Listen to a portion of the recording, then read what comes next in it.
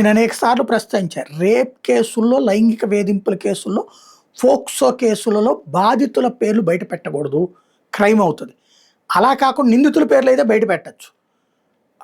దీన్ని ఒక అడ్వాంటేజ్‌గా తీసుకుని రిజిస్ట్రీలకు కూడా సరైన అవగాహన లేకపోతే సుప్రీంకోర్టు జడ్జి ఘాటు వ్యాఖ్యలు చేశారు. మైనర్లు లైంగిక నేరాలకు సంబంధించిన కేసుల్లో తప్పితే మిగతా కేసుల్లో మహిళల పేర్లను దాచిపెట్టద్దు అని supreme court judge Sanjay Kumar supreme court రిజిస్ట్రీకి ఆదేశించారు. లైంగిక నేరాల్లో బాధితులుగా ఉన్న మైనర్లు, మహిళలు న్యాయం కోసం కోర్టులను ఆశ్రయించినప్పుడు వాళ్ళ పేర్లు బయట ప్రపంచానికి తెలియకుండా ఇటీవల కాలంలో ఆ పేర్ల స్థానంలో ఎక్స్ఎక్స్ఎక్స్ఎక్స్ అని చూపుతున్నారు. అయితే హైదరాబాద్కు చెందిన ఆర్థిక సంబంధమైన గొడవ కేసులో హైకోర్టు తీర్పును సవాల్ చేస్తూ మహిళ దాఖలు చేసిన అప్పీల్లో పిటిషనర్ పేరుకు బదులు XYZ అని చూపడం మీద జస్టిస్ సంజయ్ కుమార్, జస్టిస్ వినోద్ చంద్రలతో కూడిన ధర్మాసనం మంగళవారం విచారణ సందర్భంగా విస్మయం వ్యక్తం చేసింది. అలా ఎందుకు పేరు పెట్టారని న్యాయవాదిని ప్రశ్నించింది. న్యాయవాది బదులిస్తూ ఇందులో పిటిషనర్ మహిళని, అందువల్ల ఇలాంటి పేరు పెట్టాలని రిజిస్ట్రీ తనకు సూచించిందని చెప్పారు. ఆ వాదంతో జస్టిస్ సంజయ్ కుమార్ వివేదించారు.